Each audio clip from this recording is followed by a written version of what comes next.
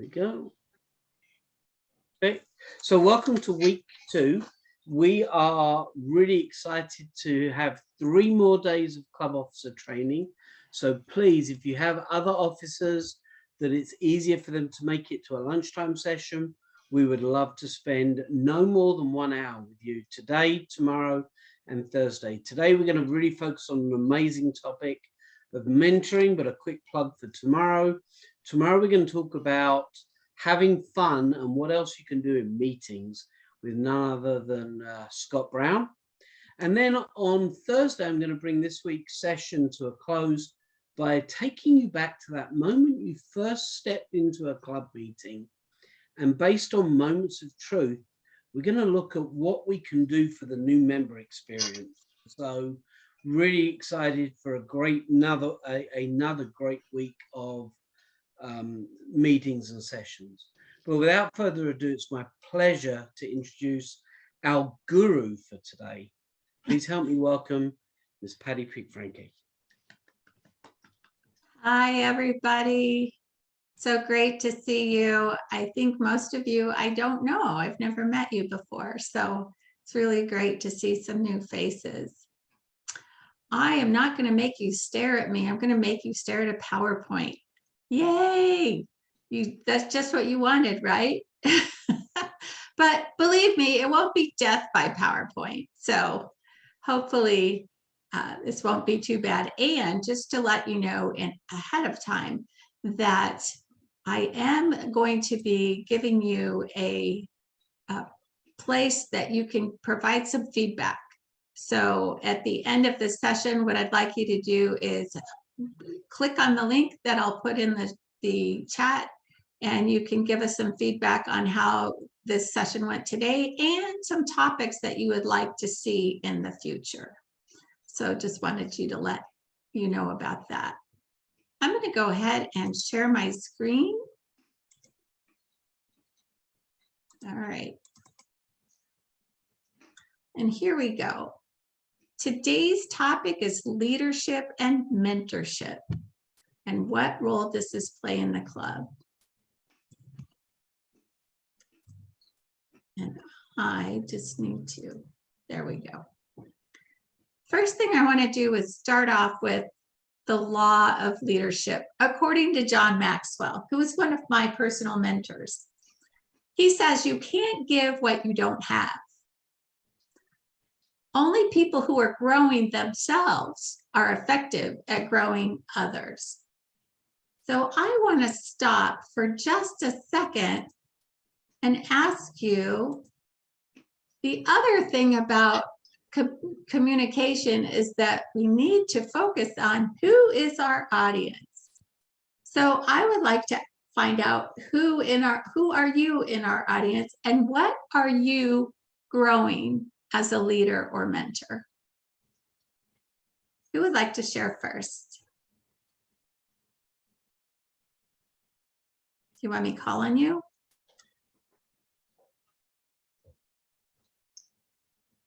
Does that mean nobody's growing as a leader? I can go first. Thank you. Here from Columbus Club. I'm the president of the Columbus Club, and the area I want to grow as a leader is how do I attract more talent and retain more talent in those masters. Great. Anybody else? Anybody else on a personal growth journey of any kind? No? Okay.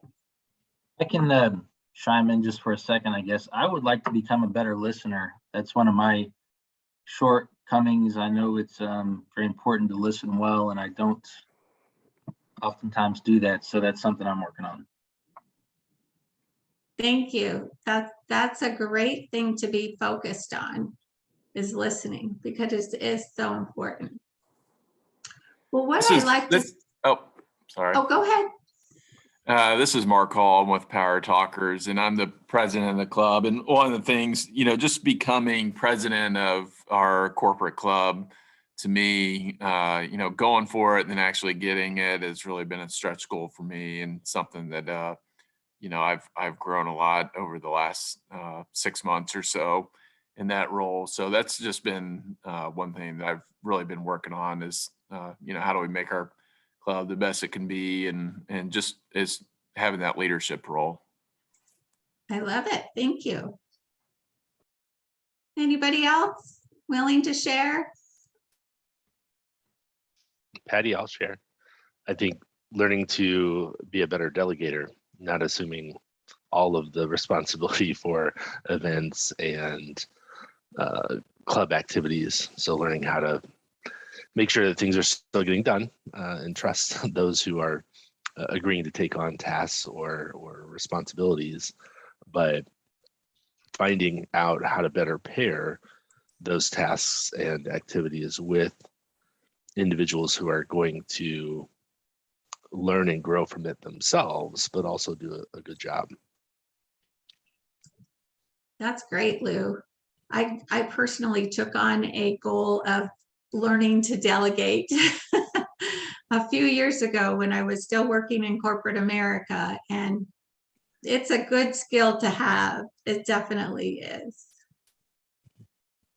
Well, one of the things I want to talk about is, what does leadership in a volunteer organization look like? Because that's very different. And I think that sometimes we feel like our job as a leader in a volunteer organization is nothing other than herding cats. And often that's even feral cats. So it's really a different role, leadership in a volunteer organization. You cannot be a boss. You cannot be a manager. You have to be a leader. And what's the difference between a boss and a manager and leader? Bosses drive workers. Leaders coach workers. Bosses depend on their authority. Leaders depend on goodwill. Leaders inspire enthusiasm instead of inspiring fear. They say we. It's a team effort, not an I. They focus on fixing problems, making things happen, and they show others how it's done. And they're enthusiastic and say, let's go. So this is really important when you think about it. There are 5 different levels of leadership. The first one is based on position. And in a volunteer organization, we don't have this at all. When you have position and you rely on that in your job, that's people tend to go back to that, to fall back on position, and they're not really developing their true leadership skills. And that's why I think Toastmasters is so good to be able to do that, because people don't have to do anything in Toastmasters, right? The next position is based on permission and relationships, how you relate to other people. This motivates people to want to do things. And then you get to the next level is results. This is where people are focused on following you because they know that you make an impact to the organization and you will help them make an impact to the organization as well. The next one is, as a leader, is somebody who is forming other leaders, really mentoring them, doing something for other people to help them be better people themselves. And the pinnacle of leadership is the reason why people follow you is because of who you are as a person and what you represent and how you present yourself. So I just want you to take a moment and ask yourself, where am I on this level? What kind of leader am I today? How am I showing up both in my life and in Toastmasters? So there are 3 critical elements of leadership and mentoring, because actually you can't mentor unless you have the skills of leadership. So 3 very important critical aspects. First one is the mindset. The second one is communication, and the third is problem solving.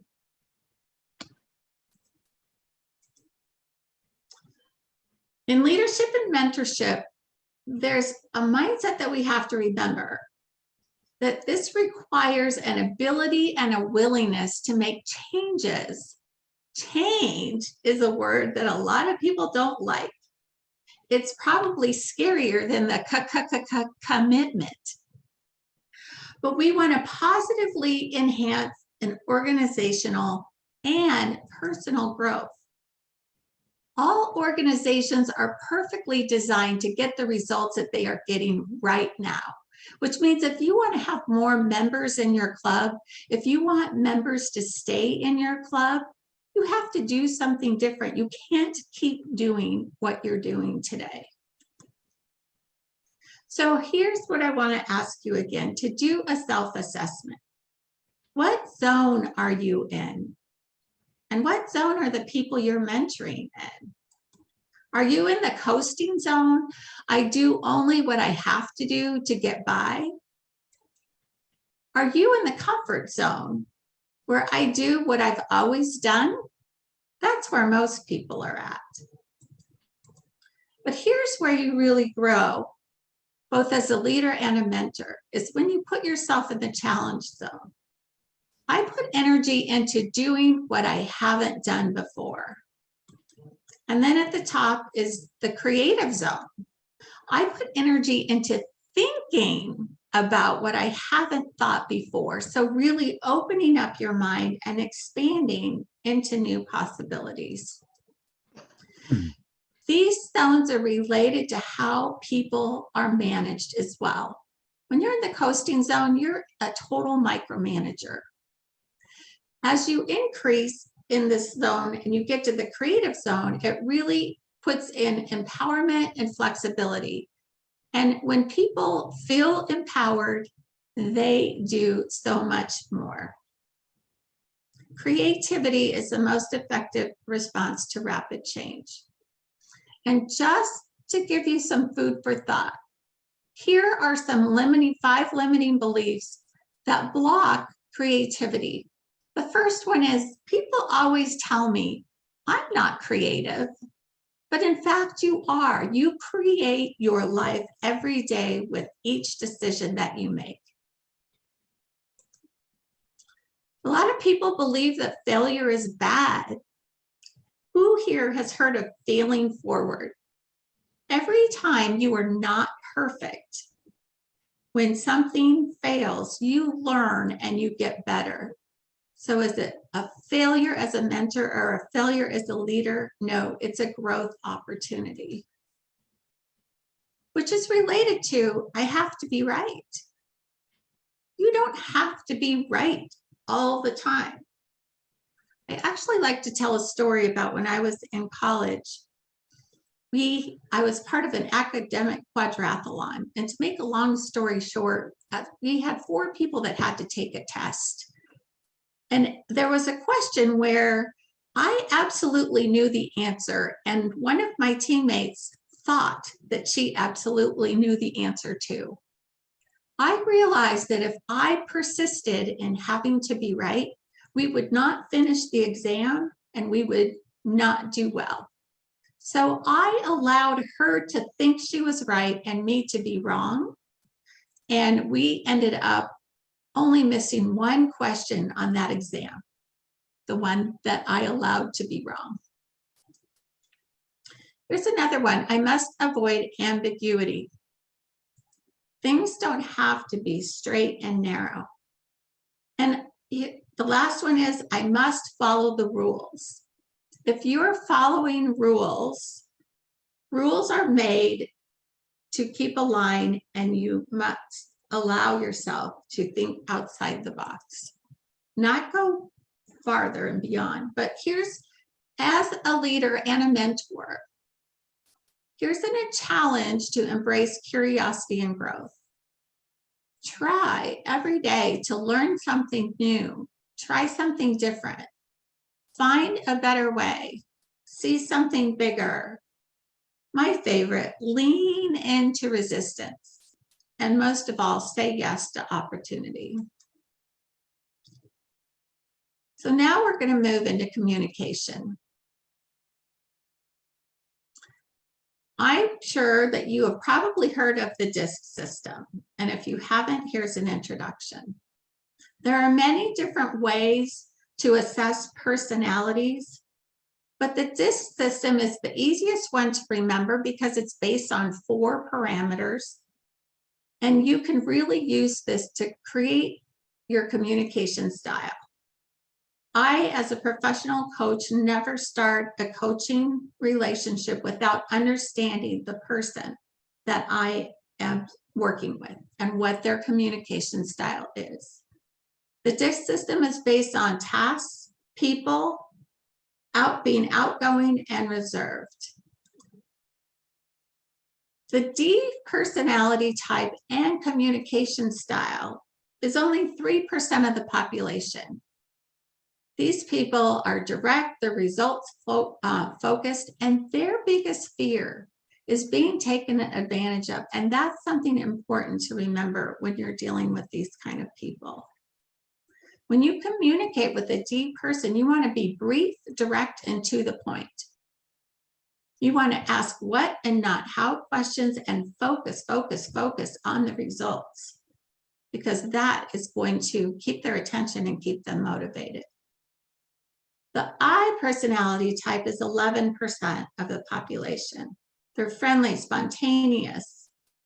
Their biggest fear is rejection or loss of approval. So make sure that when you communicate them, that you are not communicating in a way that is rejecting. When you communicate with an I, you want to not do all the talking. You want to let them talk.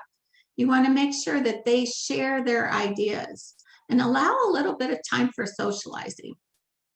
Most important thing with the I personality type is that you follow up with details in writing, because this personality is all over the place and they tend to forget. I know, because I'm one of them. Now it's the S personality type, which is a majority of people. 69% of the population are team-oriented. They're very good at follow-through. They're so loyal and very accepting. And their biggest fear really is loss of confrontation, or loss of security and confronting. So when you communicate with an S, you want to keep a friendly tone, show interest in them as a person. Definitely do not be aggressive. And give definition to the goal and everyone's role. And the most important thing is to give them time to adjust to changes. Now with the C personality type, which is 17% of the population, this person is compliant, analytical, a planner, and accuracy is really important to them. Their biggest fear is criticism. So criticism is different than feedback. When you communicate with a C personality, you want to provide all of the details. They need to know all of the facts. You need to be precise in your explanation and very, very specific. You also need to be patient, because these people will tend to ask questions. They want to make sure that they're accurate. The program in Toastmasters has a DISC profile that we can all take as part of the pathway. I want you to know that to have a professional DISC analysis, it shows different aspects of how people relate and function in different scenarios, under stress, in public, and personally. Also, this shows different leadership qualities, how you influence, how you direct, how you process, how you detail, create, persist, and relate. So with communication skills, these are very important ways to communicate when you're mentoring somebody, when you're just leading anybody to do anything, is ask open-ended questions.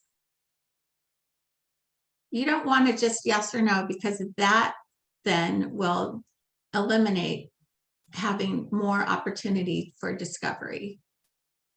You want to discover, you want to give them the opportunity to share. The single most thing that every person wants as a human being is to be heard. So when you ask an open-ended question and take the time to listen, this is your best time to build rapport with people, which is leading into listening. Just as Matthew described earlier, listening is so important. Active listening means you're paying full attention to the person speaking. You're being focused on what is said and not letting your mind think about what you have to do next. And definitely don't interrupt the speaker. I wonder how many of you have done perception checking. Perception checking demonstrates that you have listened to the person speaking. When you do perception checking, you repeat back to the person what you heard in your own words. That does a couple of things. It verifies that they understand, that you understand, that you're on the same page. And it also demonstrates that you are listening and valuing what they said. And the next is to use positive reinforcement. A lot of people forget to do this. We do it regularly when we do speech evaluations, but we need to do it when we're just talking with people. When we're helping them learn something, we want to give them positive reinforcement.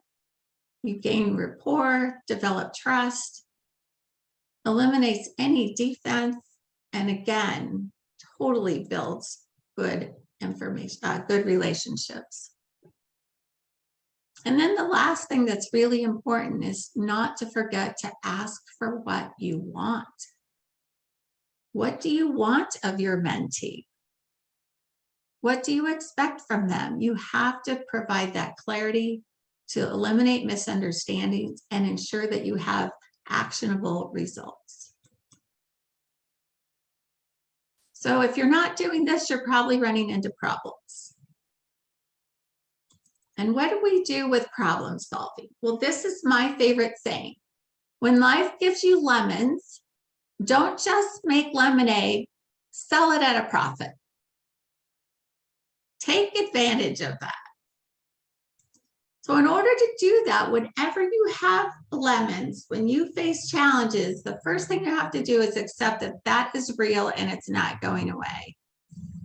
Take the time to evaluate the facts and gather the details and assess your own strengths and weaknesses. Explore solutions and then tap a mentor on the shoulder because we don't have all the answers. And don't give up. Just keep going until you find an acceptable solution.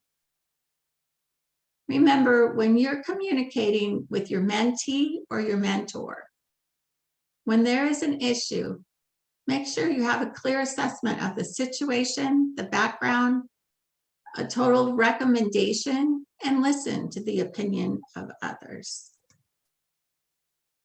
You know, there's a lot of mice out there. I know that you've seen them, but who is the most memorable? Can you remember Mighty Mouse? Here I come to save the day. He was a lone ranger. He worked alone. And then there's Tom and Jerry. To be honest, I don't remember which one is the mouse, but that's me. He had a sidekick and was more memorable. But the most memorable mouse of all is, of course, Mickey, because Mickey never did it alone. He always had a full team, and that's what we want for mentoring and leadership, is never to try to do it all by yourself. And with that, I would like to ask you to share with the group here, what are your successes in mentoring and leadership? And while I'm asking you that too, also, if you could please, if you haven't already, put your name, serial number, and rank, your club, and your role in the chat so you get credit for being here today. So what ways have you, what are you doing in your clubs today that is successful that we can share with others?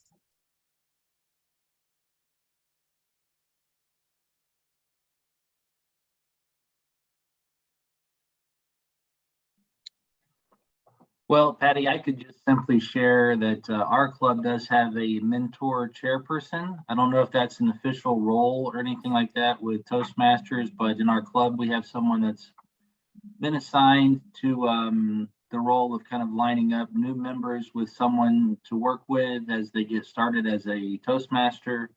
And the mentor person will kind of have people in line for as new members come along, you know, for who's kind of next to get mentorship. So we do have that in place. Right. How many of you have that in place in your club? Yeah, we do that in our club as well.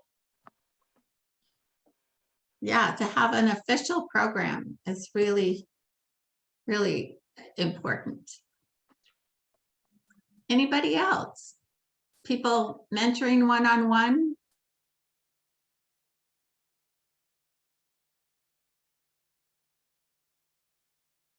I have a question for you. How do your members know that you are involved in their growth and their goals? How do they know that?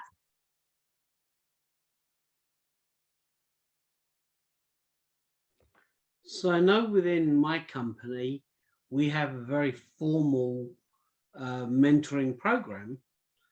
We use, as it's called, talent management systems. And so I encourage all of our club officers to make sure they put Toastmasters on their TMS. And we find that really helped to grow leaders. And what we've now discovered, one of our club officers in Tennessee, actually, when she applied for a job, the hiring manager gets to look at the TMS and said, hey, tell me about Toastmasters. This hiring manager has now started coming to the club, and also she's realized the value of this leadership opportunity. So it's a great win-win for everybody.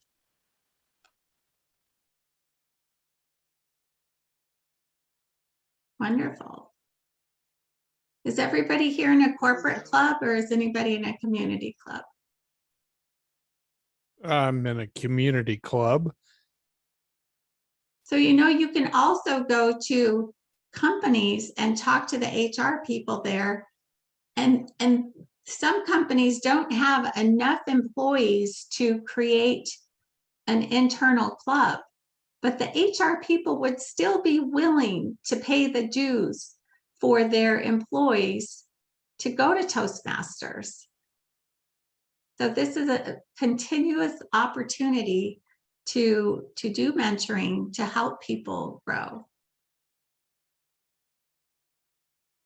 How else do you know that you're helping? Oh, I'm sorry, go ahead. Oh, I was just going to say that was one of the means that I plan on utilizing to help promote our club locally, by contacting a lot of the HR representatives in some of these various companies around town and making them aware of the fact that Toastmasters exists in the town and we're available to help them develop their employees in terms of their public speaking skills on their management, on their way to management. Beautiful, excellent. Patty, if I could, I am with a corporate club. I do have a new member that I mentor. We don't have a step-by-step rules of here's who does the mentoring and how. we just latch on to someone. So, you know, my VPE he does a lot of mentoring.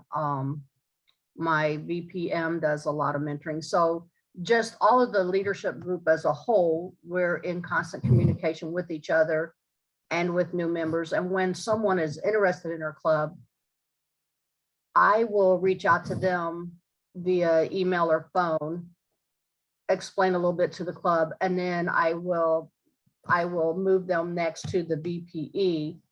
He explains his role and all the education and the finance and all of that. So by the time they come to their first meeting, they're well versed in what to expect. And they already know by then they want to be a member. But we just keep doing the mentorship. We do a lot of encouraging, a lot of chats or emails to lift people up. And after they've done a speech, after the meeting, we send emails telling them a great job. Besides their evaluation, we take time to reach out to them so they know that they are a part of this family. That's great. I love that. Yeah, after the meeting to have interaction from multiple members, it makes people feel valued and definitely want to continue. Who else has a great success story or things to share with other people?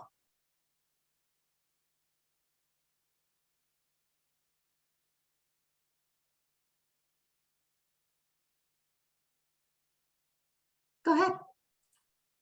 Patty, I have a question.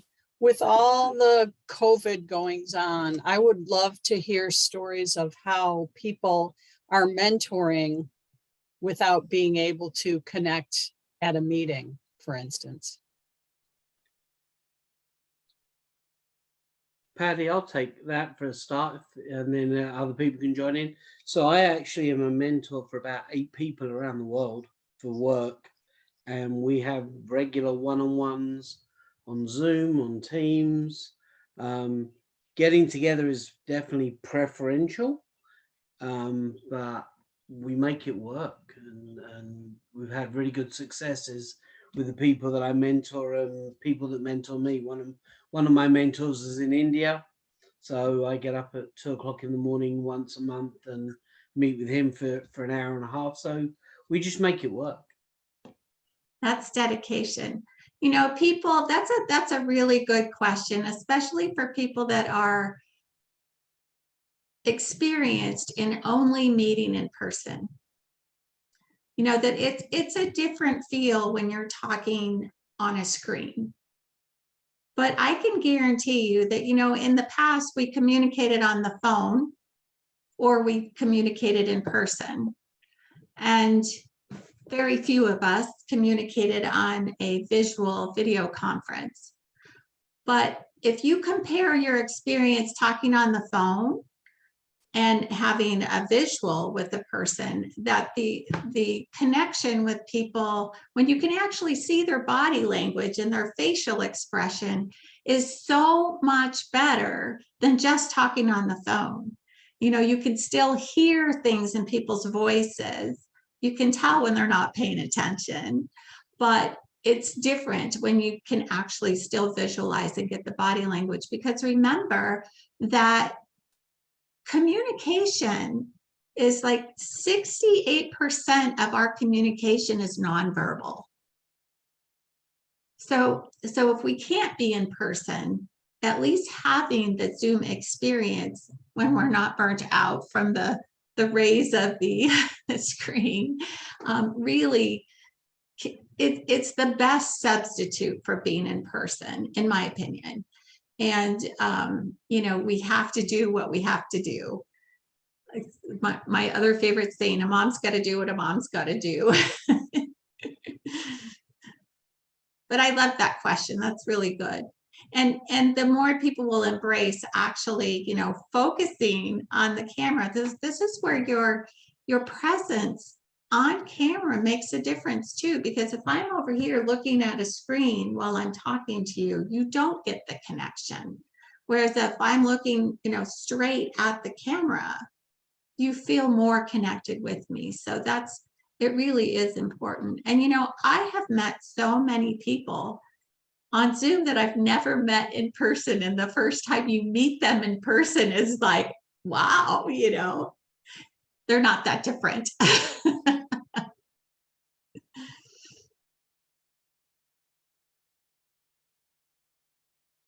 Who else has a story, success, or a question for the rest of the group?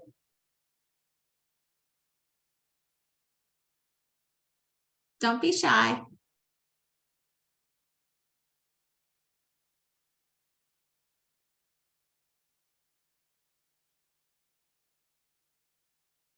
Deborah, I see you have a raised hand. Don't forget to unmute yourself. That would help a lot, right? Well, I've gone to a number of trainings, and one thing that I've learned is I'm real comfortable in my club and talking to my club members.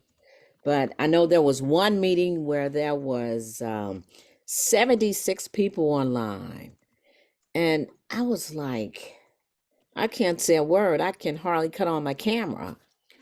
So, so for my Toastmasters journey, I know that I still have a lot to learn. And I'm with TLC Toastmasters, which Ivy Tech, which we follow the rules and the guidelines.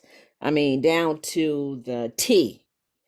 And I've learned so much because it's so important to begin on time, end on time, stick with the agenda, and that's the best way to I think to get members, because they know no matter what's happening, it's going to begin on time, it's going to end on time, you're going to stick with this agenda, and then we have some time afterwards. But I've learned so much. But in regards to mentors, I don't think that our club has I think the most experienced members in the club usually become the mentors.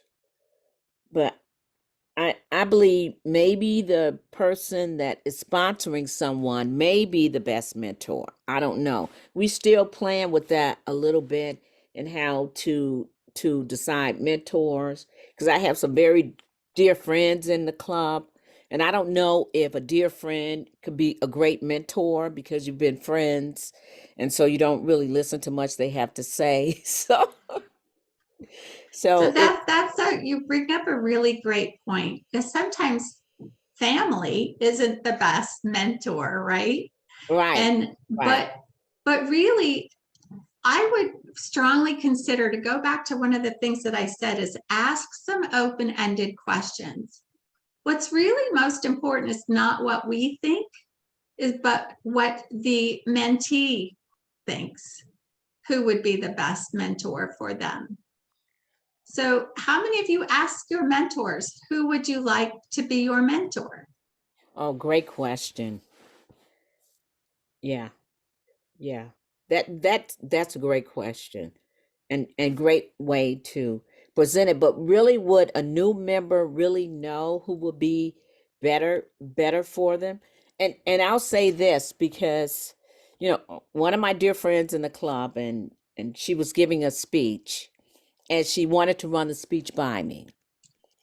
But we had talked so much, and so there was so much information that I knew about her speech that I wasn't listening with a kindergarten ear, if I could use that, because I knew so much that I missed so much. And I'm thinking that everybody must know this. But then I realized they really didn't know that, because we talk all the time. So I understand your speech. Mm-hmm. But it kind of sort of missed the mark because we talk so much that I just filled in the blanks myself.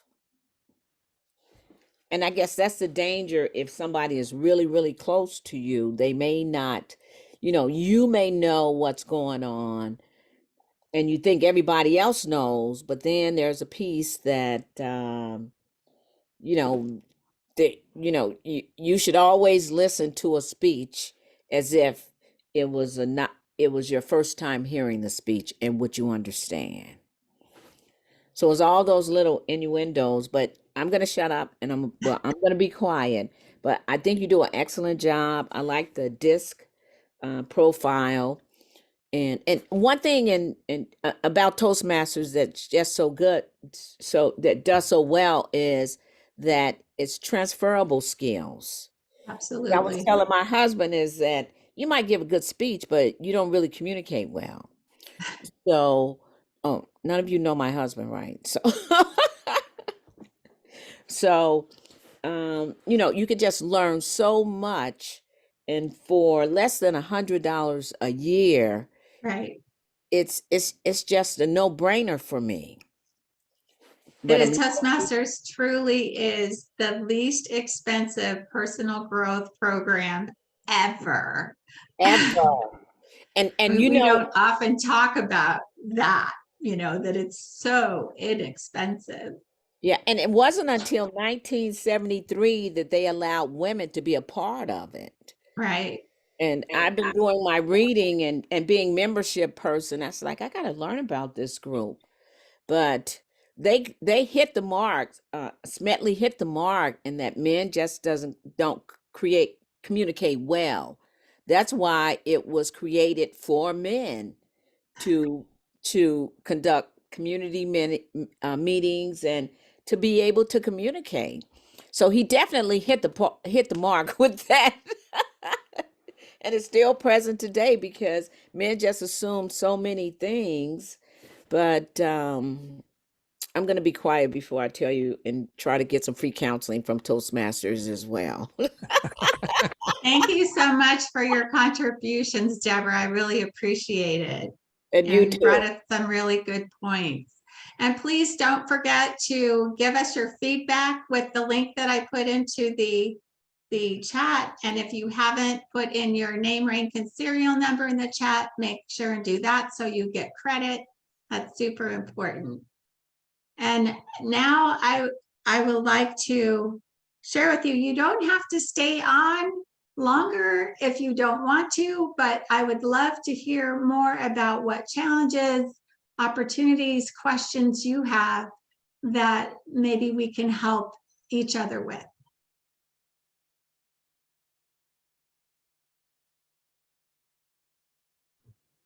I've Don't got be one. shy. Great. So I'm in a corporate club and we struggle a little bit. We have, I don't know the exact number off the top of my head, a little over close to 25 members. So it's a pretty good club, but it seems like, on a week-to-week basis, we're only getting maybe at the most 15 to 18 people show. We'd kind of like that number to get up a little bit more, just so, everybody. We have 2 speakers, we have enough people to fill roles, and then we also have enough people to take table topics without having to call on people that already have roles. So I guess my question is, for the other corporate clubs out there, for any other clubs, I guess, for that matter, trying to recruit new people. We have about 150 people in our office, and it just is a struggle a little bit to get people to, a lot of people say, I would like to join, or at some point in the future, I would like to join, or I know it would be good for me, but getting people to actually show up and participate on a regular basis seems to be a struggle for us. So I'm just curious what others out there, corporate clubs or non-corporate clubs, kind of how do you go about recruiting new members to Toastmasters? Mark, I can tell you what we do. Again, I'm with GE Appliance Park Toastmasters out of Louisville, Kentucky.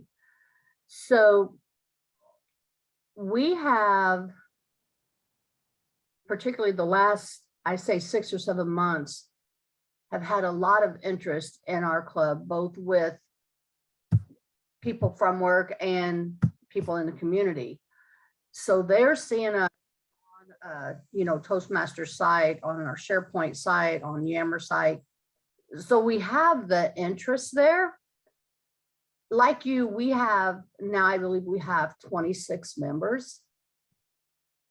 So I hope this makes you feel a little better. Our meetings, we're lucky if we get 6 people to show up at the meetings. And we've done everything from change meeting days and meeting times. We used to meet every Thursday. Now we meet Wednesdays at noon. And the next week we'll meet Friday at 3. We send out pulse surveys to all the members of what works best for them. We've done that multiple times since COVID has hit. And we adjust based on those surveys, but it still doesn't bring people to the meetings. There's, now we're still doing remote, so it's all on Teams. And many are like, well, I can't do it at noon because that's lunchtime. And I can't do it at 3 because I have this. Okay, what time works? My thing is this: you can make your own schedule, or you can let everybody else schedule you. If you are sincere about your self-improvement and the goals that you have for, leadership or whatever you want, if you're serious about that, you will schedule this as a hard schedule and not let it get interrupted or kicked out. It's hard to make people come to a meeting or want to come to a meeting. We, like I said, we try, and whoever we get, we're happy to have them and hold on to that. We're not back at work yet. We may go back to office in March, but we've been out of the office, the majority of the team, for 2 years. So I can't tell you that once we're 100% back to working on that people will come to meetings then either. There's always a reason not to come to a meeting. So it's more on that person's dedication to their self-improvement. Thank you. That helps. Thanks, LaDonna. I'm wondering if, and Annabelle, I'm going to get with you in just a second. So as soon as I ask my question, is anybody having the top leadership come and speak at their Toastmaster clubs, giving companies, employees an opportunity to meet or, meet and greet with people that they don't normally have access to? Is anybody doing that in their corporate clubs? Yeah, we did for a long time. In our corporate office center, we had VPs that would wander by and drop in out of interest. And then one of them, who's now one of our, he's our, chief manufacturing officer, still comes periodically, just drops in, is a member and likes to be part of it. And it works well. It really does. Annabelle, I want to give you the floor. Good afternoon. Can you hear me? Mm-hmm. Okay, good. Yes, I really appreciate. I've been with the Toastmaster probably 6 months now. I am in a corporate club with Zimmer Biomed. I was naive enough to volunteer to be the president of the club without even knowing, what we have to offer, right? And I really appreciate this training section that you guys are doing, because originally I wanted to improve my speech, but I see that the Toastmaster is much more than that. And I think that would be a good leverage tool that we can use to improve participation, connect with the people, and, influence, right, the members of the club. So I want to thank you for doing this, because it opened my mind, and I've been wondering since I joined the club how we can improve the participation, because we are like 60 something team members, but like everybody else is saying, we struggle. We can get 20 people that participate in the meetings, right? And just filling the role for those meetings is also a struggle. But I think the point that you guys mentioned, to connect, understand what they're after, how can we influence, how can we help them, would definitely impact that participation and connection and growing the club as well. So I was like trying to be the president just to improve and build up my resume. At this point, this has changed my approach and I want to do more. I'm committed now to the Toastmaster. So thank you for doing this.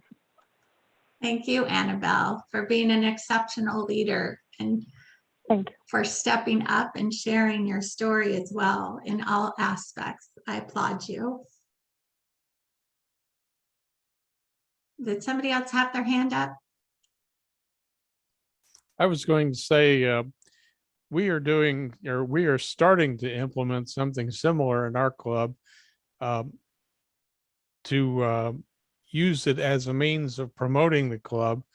We're going to start inviting guest speakers from the community. And hopefully by inviting these speakers, we can start stimulating more interest in the club outside of the club.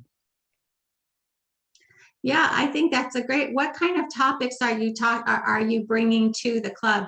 Because I believe that there's two main things that keep people engaged in the club itself. One is having fun, and the other is learning something. I mean, if I ever leave a meeting and I have not learned something new or I didn't have fun, it was not a successful meeting. And personally, I try my very best to make sure everybody's having fun, but I can't always be a teacher. So, but I'm always learning something from other people. Sometimes when you have a theme that is really engaged in teaching, you know, educating somebody, bringing their expertise, that it's really a value add. You don't want to miss a meeting because, you know, you need to put the FOMO out there. Do you know what FOMO is? Fear of missing out. Yeah, when you make your meetings, you know, so engaging that people don't want to miss that meeting. We had so much fun. Oh my gosh, we found out this, and this, you know. Yeah, definitely people will keep coming.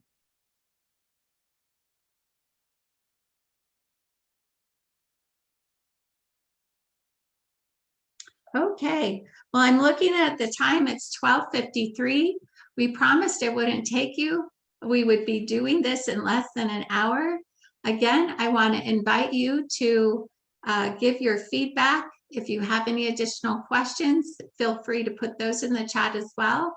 And then I'll give you back 5 minutes of your day and hope you stay warm wherever you are. Don't forget, we're doing another training session tomorrow, 12 noon, exactly this link, and we'll be talking about fun and different things you can do at meetings. It was a really interesting session when we ran that last week. I learned some new stuff and it's going to be great. And then we finish up on Thursday with one more session that will take you back to when you first walked into Toastmasters and is based around what we can do for the new member experience. If you haven't put who you are into the chat box, please don't forget to do that. A grateful thanks to Patty for giving up more of her valuable time. Thank you to you all. Have a wonderful warm afternoon. Now get back to work. Hope to see you again soon. Thank you for coming.